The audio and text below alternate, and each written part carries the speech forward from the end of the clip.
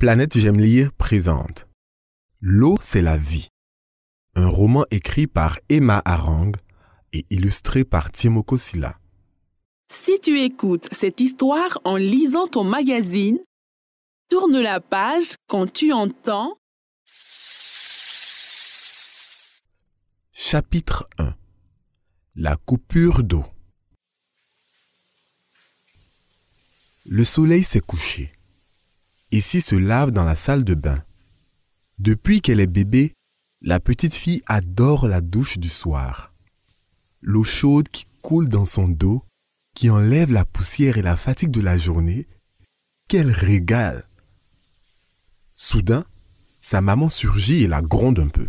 « Ma chérie, sors de la douche. Ça fait trop longtemps que tu fais couler l'eau. » À regret, la petite fille ferme le robinet.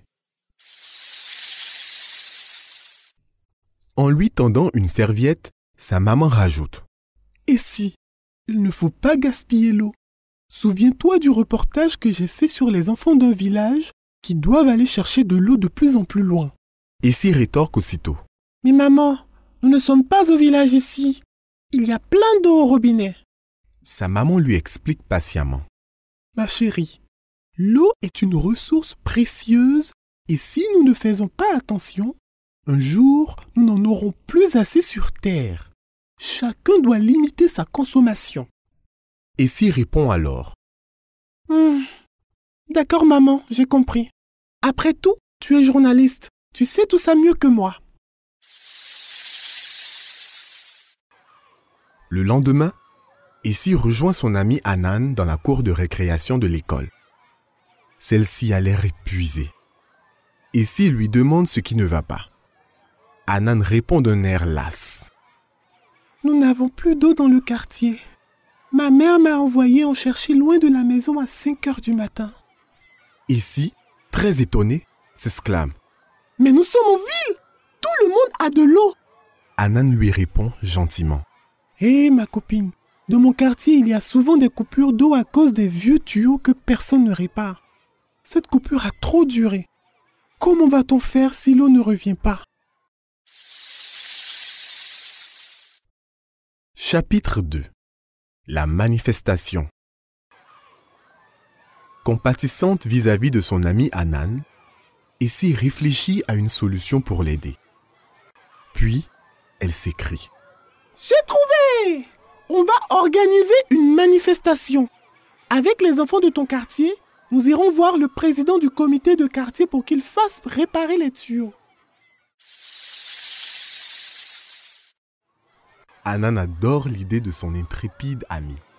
Après tout, le président du comité de quartier est un gentil monsieur et comme dit le papa d'Anan, l'union fait la force.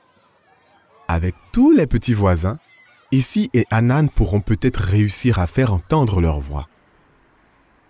Le samedi après-midi suivant, les deux amis font le tour du quartier d'Anan pour rassembler tous les enfants devant l'épicerie. Déterminée, Essie prend la parole. « Mes amis, l'heure est grave. Il n'y a plus d'eau dans le quartier. Cela vous oblige à aller chercher de l'eau et c'est trop fatigant. » Les enfants présents acquiescent et d'autres encore s'avancent, curieux d'entendre la suite du discours. Essie continue. « Surtout, le manque d'eau au robinet empêche de faire plein de choses. On ne peut plus préparer à manger, ni se laver, ni faire la lessive. Mes amis, allons voir le président du comité de quartier pour exiger la réparation immédiate des tuyaux abîmés. » Convaincus par son exposé, des dizaines d'enfants crient de joie et se dirigent tous ensemble vers le bureau du comité en scandant « De l'eau! De l'eau !» devant les adultes surpris. Le président du comité de quartier est justement assis devant la porte. Il regarde, étonné, ces dizaines d'enfants se diriger tout droit vers lui. Essie s'approche sans timidité de lui et déclame d'un trait le texte qu'elle avait préparé. « Monsieur le Président, bonsoir. Pardon de vous déranger. Nous voulons vous dire que nous manifestons pour demander la réparation des tuyaux du quartier. » Essie poursuit. « Les enfants sont fatigués d'aller chercher de l'eau pour leur famille. Ils risquent des maladies parce qu'ils ne peuvent plus se laver les mains souvent et surtout, ils n'ont plus le temps de faire leurs devoirs.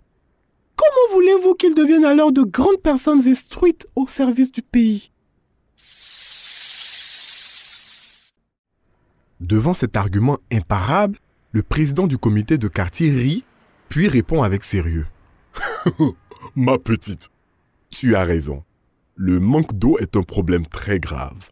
Mais ce n'est pas une histoire d'enfant. Puis il continue. Il est déjà prévu que nous en parlions au prochain comité. Après, nous contacterons les autorités. N'aie crainte, on s'en occupe. Chapitre 3.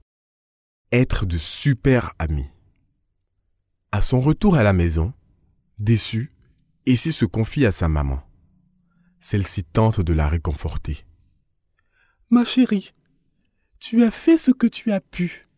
Sois patiente, le président du comité de quartier a dit qu'il s'en occupait. Essie demande l'autorisation d'appeler Hanan. Sa maman accepte. Essie explique à son amie qu'elle redoute que la coupure dure encore plusieurs jours. C'est finalement Hanan qui réconforte Essie. Ne sois pas triste, tu as déjà fait beaucoup. Grâce à toi, je pense qu'on a organisé la première manifestation d'enfants du pays. Et elle ajoute. Ça me donne une idée. Et si ta maman réalisait un reportage sur notre action? Essie se précipite vers sa maman, qui accepte, épatée par la détermination de sa fille et de son amie. Dès le lendemain, la maman d'Essie et l'équipe de tournage viennent écouter les doléances des voisins d'Hanan.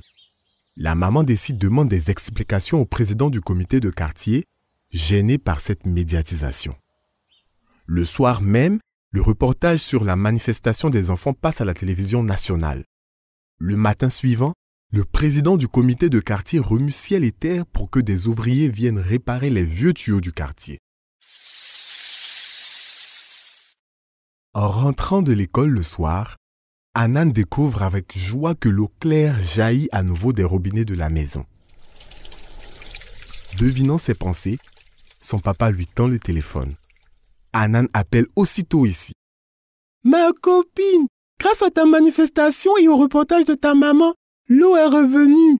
Merci, tu es vraiment une super amie. Essie répond en criant. Toi aussi, tu es une super amie. Car grâce à toi, j'ai enfin compris que l'eau, c'est la vie.